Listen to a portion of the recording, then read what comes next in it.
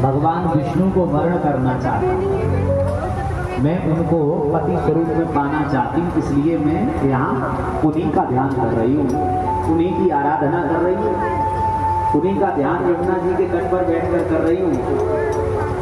अर्जुन ने कहा देवी मैंने आपको पहचाना नहीं, तो उस देवी ने अपना परिचय दिया। कालिंदी समाख्याता बसामी यमुना जले। कालिंदी मेरा नाम है और मैं यमुना जी के जल में ही प्रविष्ट रहती हूँ, मैं यमुना जी के जल में ही निवास करती हूँ। अर्जुन ने जाके भगवान श्री कृष्ण से कहा नाथ,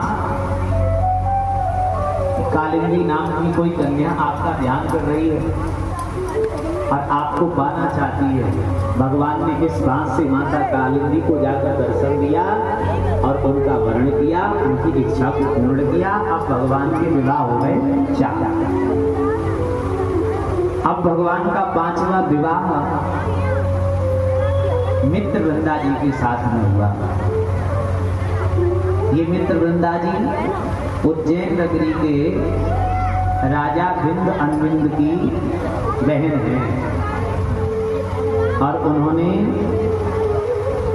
उस कन्या ने हृदय में ऐसी इच्छा प्रकट की मैं भगवान श्री कृष्ण को ही अपना वर्ण करूंगा।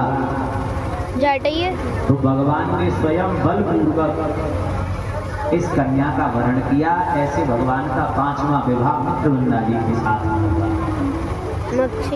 भगवान का 6वां विवाह सत्या जी के साथ में हुआ। ये कौशल देश यानी छत्तीसगढ़ की राजकुमारी है और ये राजा जन्मजित की पुत्री है।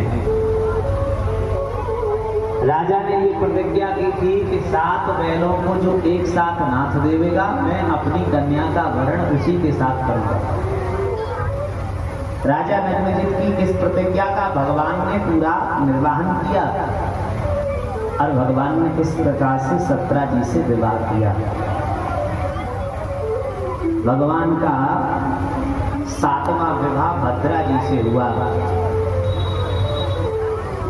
ये भद्रा जी जब 7वां विवाह हो गया और 8वां विवाह भगवान ने लक्ष्मणा जी के साथ किया।